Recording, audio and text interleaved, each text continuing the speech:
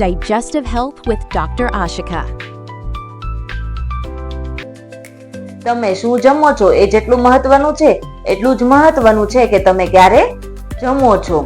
આપણા શરીરનું પાચન તંત્ર એટલે કે મેટાબોલિઝમ એ સર્કેડિયન રિધમના નિયમ અનુસાર કામ કરે છે, પરંતુ ઘણા બધા લોકો ઓનલી ખોરાકની ગુણવત્તા પર જ ધ્યાન આપે છે, સમયની નિયમિતતાને અવગણે છે.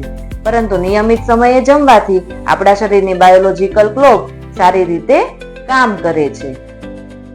ફિક્સ સમયે જમવાથી પેટના એસિડ્સ અને એન્ઝાઇમ યોગ્ય સમયે રિલીઝ થાય છે, જેના કારણે ખોરાકને પચાવવામાં સરળતા રહે છે. લાંબા સમય સુધી ભૂખ્યા રહેવાથી પછી એકસાથે વધારે જમવાની ઈચ્છા થાય છે, જેના કારણે ગેસ, એસિડિટી, અપચો કે વજન વધવાની શક્યતાઓ વધી જતી હોય છે. રાત્રિનું ભોજન હંમેશા સુવાના 2 થી 3 કલાક પહેલા લેવાનું રાખવું જોઈએ, કારણ કે રાત્રિના સમયે પાચન તંત્ર ધીમું પડી જતું હોય છે, જેના કારણે ખોરાકનું બરાબર પાચન થતું નથી, જેનાથી વજન વધવાની શક્યતાઓ વધી જાય છે.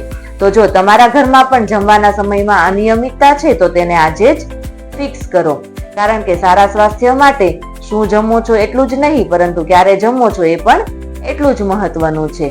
ખોટો મીલ ટાઈમિંગ એ તમારા હેલ્ધી ફૂડના ફાયદાઓ પણ ઓછા કરી શકે છે. તો જમવાનો સમય હંમેશા ફિક્સ રાખો અને સ્વસ્થ રહો. જય શ્રી કૃષ્ણ.